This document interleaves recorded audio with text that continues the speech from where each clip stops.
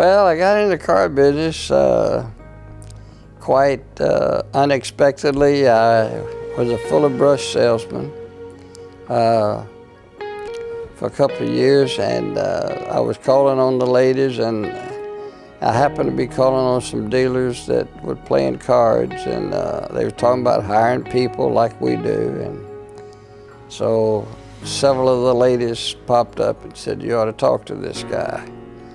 He's, because I think he might do well in sales." So anyway, they contacted me, and of course we were doing quite well with the fuller brushes at that time. Of course, they don't have it today, but back then we did, and fuller brush was good to us. I was in it almost 2 years and did well, so I wasn't interested in changing, but they kept on and took me to lunch 4 times, I guess it was, and asked me to come to work. So finally, after 4 times, I said, I made them a deal. I said, "Okay, make me a deal and tell me what you'll do." So they did, and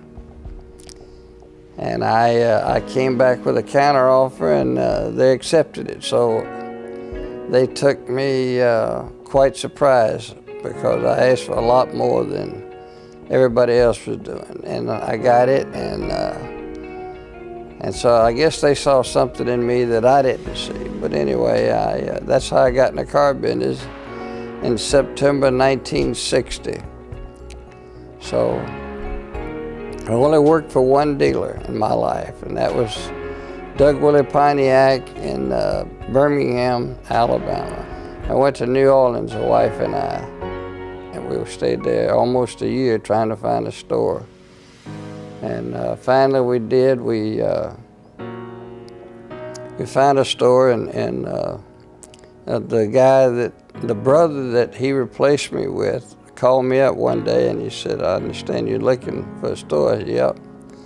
He said, "There's a dealership in Sylacauga, Alabama." Now, most of you had never heard of Sylacauga, Alabama, but that's where Jim Neighbor's hometown was. We looked at with the owner, and then turned around and made him an offer, and I wound up buying it on Wednesday, 3 days later. We were there 5 years. In the process of the 5 years, I bought 5 acres of property on Highway 280, and we built a store there, which is there today. After 5 years, I told my brother it's time for us to look at another deal. So he said, "Okay." So I bought a Pontiac Cadillac store in Anniston, Alabama, which is 60 miles away from us.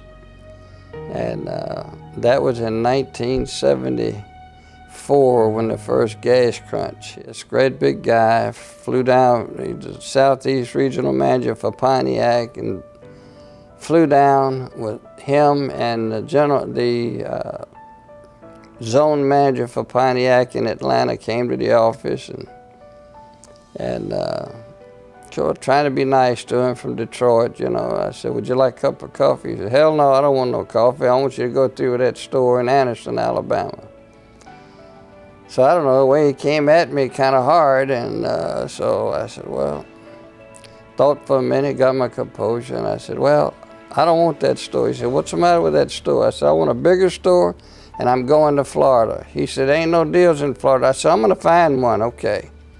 That's the way I came back. You don't talk to the regional manager of Pontiac Motor Division that way, but the way he bit at me, I responded too quickly, I guess. But anyway, so 2 weeks later he calls me up. He said, "You serious about going to Florida?" I said, "Yeah." He said, "There's a deal in Lakeland, Florida. Go see if you can put it together." I said, "Where in the world is Lakeland, Florida? I've heard of Miami and Tampa and Orlando, but I never heard of Lakeland. Where's Lake?" He said, "It's in the middle of the state." He said, "Go down there. I'll have a car waiting for you in Tampa, so go down there and see if you can put it together." It was a tough road. It was really a tough road. They had a beautiful building, just built a new building 2 years earlier. And it was a real nice, pretty store. We had 22 people working there when I took the store over. 5 of them were salespeople.